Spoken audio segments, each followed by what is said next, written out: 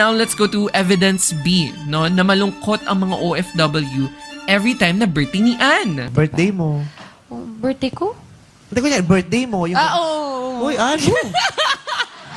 Sa palagi mo, bakit mamimiss ng OFW yung birthday mo? You know, ever since nangyari yun sa Showtime, kapag birthday ni Ann Curtis, no, nagpo-post ang mga OFW ng mga throwback photos nila sa Manila. Many heartfelt captions, no? A lot of OFWs missing home. Pasensya na sa lahat ng OFW na hindi kayo makauwi pag birthday ni Ann.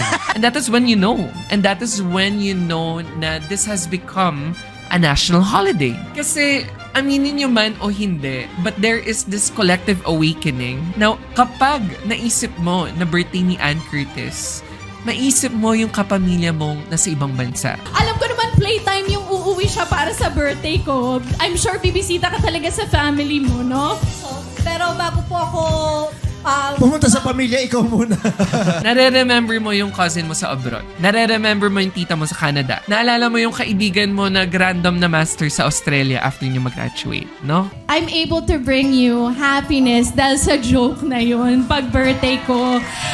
I just hope na parang kahit konti, mapatawa ko kayo. You know, Ann's birthday, no? It just accidentally became part of our psyche. Naging reminder na siya na on this day, do not forget your OFW families out in the country, out in the wild. I may like and follow for more.